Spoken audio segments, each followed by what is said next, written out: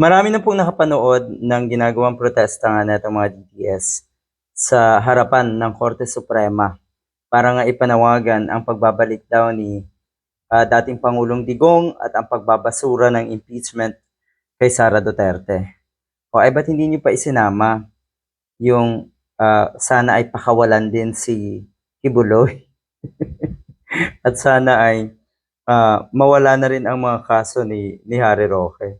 Karapatan nyo yan. Totoo namang karapatan nyo yan. Pero sana maisip nyo na ito ay malaking kahiyan. Yung ginagawa nyo, pagsisigaw, pagmumura sa harap ng Korte Suprema, na akala nyo may epekto yung gagawin nyo, na akala nyo may power kayo para impluensyahan ang Korte Suprema. Ang sinasabi nga dito, hindi ba aware itong mga hinayupak na ito na walang epekto ito sa ICC lalo, yung desisyon ng Korte Suprema, walang epekto yan. At yun nga, hindi ba tinuturuan ng mga leader ng mga DDS na ito, yung kanilang mga taga-suporta na walang mangyayari?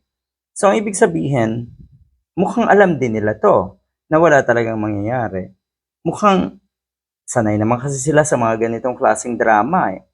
Mukhang ito ay parte ng kanilang at least nakikita at may ginagawa ang mga DDS. 'Di ba? Yun siguro. Dapat sa dahig daw kayo pumunta, can afford naman daw mga Duterte na pabalik-balik sa Europa. So dapat daw sumama kayo sa mga Duterte nga. Ang problema pagdating doon, wala din naman pakialam sa kanila ang ICC. Yun yung masaklap. In short, uwi na lang kayo na luhaan. Wala na pong jurisdiction ang Korte Suprema sa kaso ni Digong. At lalo na hindi manghihimasok ang Korte Suprema sa usapin ng proseso tungkol nga sa impeachment case ni Sara Duterte.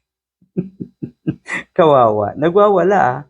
Ang dami dyan nagsasalita sa ginawang stage na itong mga ito at binumura ang nasa Malacanang. Iniinsulto ang Supreme Court. 'Di ba? So sa puntong yan, sa tingin nyo, papabor sa inyo ang Supreme Court? Baka nga lalong mapasama etong mga Duterte. Minsan yung hakbang na itong mga taga-suporta ni Sara Duterte at ni Digong, lalong nakakasama sa kalagayan ng kanilang mga